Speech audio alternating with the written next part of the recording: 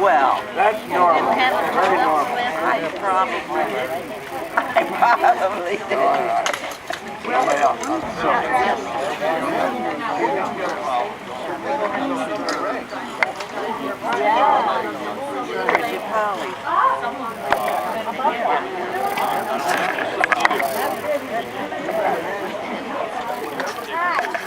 Welcome to the memorial service that we have every year after the spouses tournament. Lovely memorial service. And thank you for all the support and cards and donation at the time of our dad's death. Some of our dad's best times were spent here on the tennis court with all of you. He enjoyed the play, the jokes, the competition, and most of all, the fun of playing tennis. It was a new game in his life as he retired down here. The only thing that could make this better would be if Dad were here, and he is in spirit. Thank you.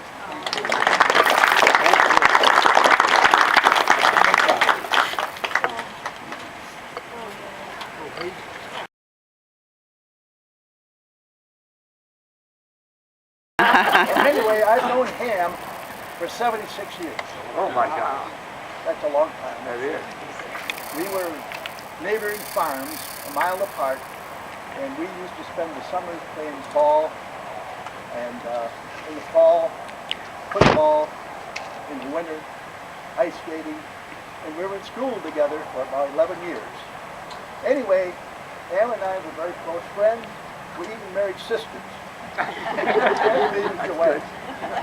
Anyway, Ham, we traveled together, and we had a lot of fun. There's a few jokes about Ham. One of them, his favorite, was sitting on his grandfather's chair in Petwater with his granddaughter on his lap. Granddaughter looking up at him, Ham was so proud. Granddaughter said, "Grandpa, we got to do something about that hair in your nose." You got to kick out there. I often wondered, how did he get the nickname Ham? So we were up in school together for about 10 years, taught by nuns. And whenever you left the classroom, you had to walk up to the blackboard and put your initials. And his initials were H.A.M. Herman E. Miller. A. So that's where we got the Ham. A. Miller. A. Miller. Herman Albert Miller. Anyway, Albert. that's where we got the name Ham. And his grandchildren used to kid him. They said, "Grandpa thinks he's a ham, but it's really a hot dog."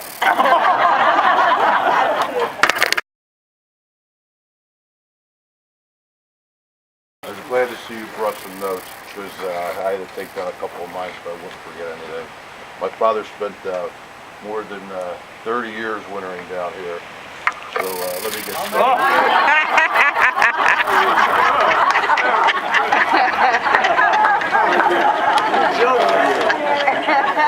My father come down here in the early 40s, 43, after he enlisted in the Navy, and he did his amphibious training here on the beach.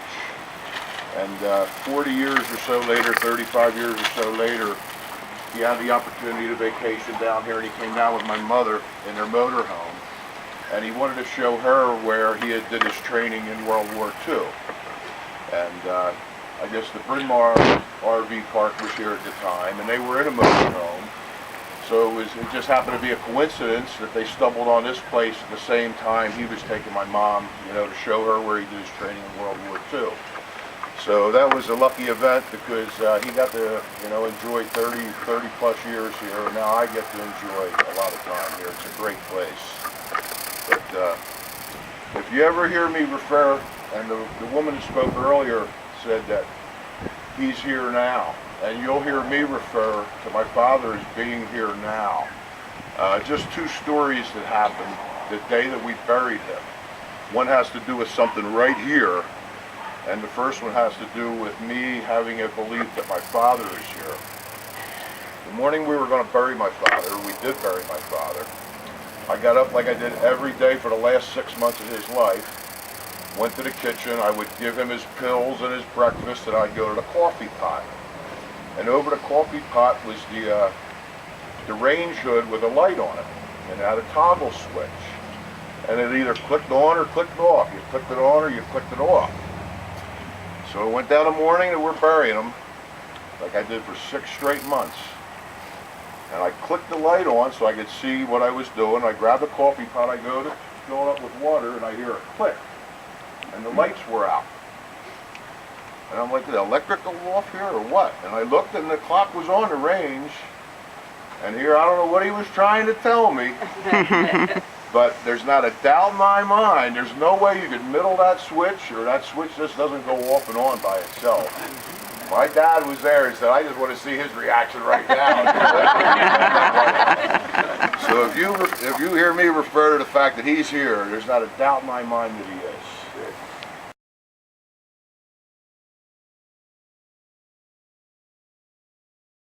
Well, many of you have been playing tennis on these courts for many, many years.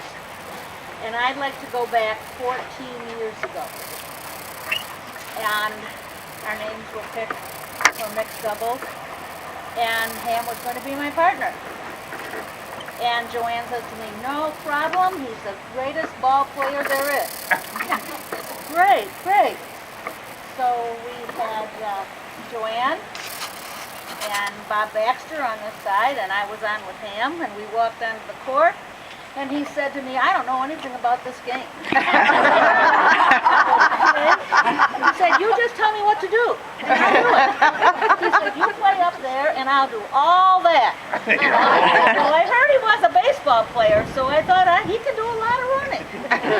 So he did a whole lot of running, and every time the ball was coming, he'd go, where do I go now? Where do I go now? And he was there and got all these shots, just unbelievable. Would you believe us who hadn't had much experience actually won? But the second day we came back to play again, I said to him, oh, my stomach is just killing me. I said, oh, I could hardly sleep last night. I'm so nervous. And he said, okay, come on, we'll go get him. So I went to hand him the balls, and his hand was going like that. Okay, we'll do it, Ham. And by golly, the second day, we won the trophy. And we got $2.50 a piece. So now Ham went home, and he said, if you don't mind, would you give me your winnings? And I said, well, yeah, sure. He went home, he made a plaque, and he put our money on it, and he put the year, Ocean Resorts Tennis Tournament, and pasted our money onto this plaque. So we each had a remembrance of that wonderful time. And I think he's up there playing tennis these days. I'm sure they're after him. And who did you beat in the final? We beat you. Bob Baxter.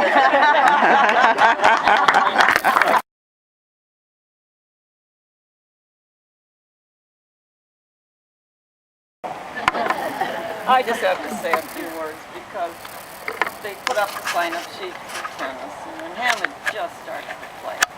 And we encouraged him to play because he was a good athlete. And he said, no, I don't know. You know, it's just for fun. They'll pair you off with a good partner, and we'll have a good time. So at that time, we had a double elimination. And the first match, Bob Baxter and I played against Ham and Claudia, and they beat us. So then we got put into the losers bracket, and then you play against them, and whoever comes out of that, you play again. So we played, I don't know how many other different teams, and we beat them. And we got back to play.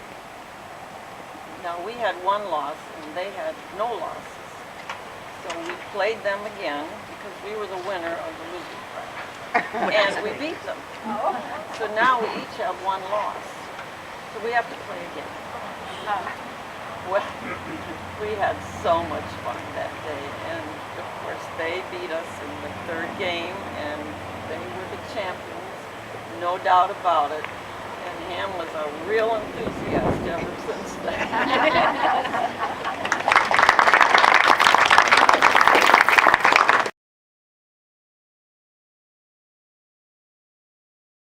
Words about Bert Weed. Bert played softball with us, and for a couple of years, and also he played a good game of tennis, And it was about 20 years ago that Bert was Andy's partner in the men's finals, doubles finals, and he played against Bernie and myself. Ham had other tennis veterans, didn't he? Yeah, I had written down a couple. Claudia mentioned the one. And to show you how large a group we were then, not only did we have double elimination, but we had 2 divisions that year. You recall that? There were 2 divisions. But again, in 2001, he and Jane Truitt were second place in mixed double versus Bernie and Edie. Bernie again. And then in 1997, he and Bill Ripley in one of the divisions in men's doubles beat Chris Kanuki and Roger Walcott. You all remember Roger? And then he and Walt Morlock were first place one year in men's doubles versus Clayton Arnold and Larry Nelson. So he really did something. Now maybe some of those names aren't familiar to you folks. Back on the table there, you'll see some pictures of probably 4 softball teams over the years. And I have a feeling that many of you won't, well I know, many of you won't know all the players on every team. And if you have any questions, ask those of us who are playing. Now I haven't been played for the last 4 or 5 years or months. Bob hasn't played for that long, I think.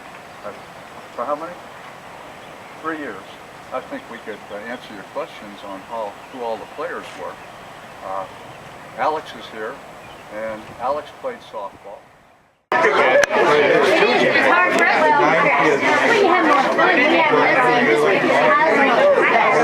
my! We're just yeah, but that's just swimming though, right? How can they discriminate? No, they can't.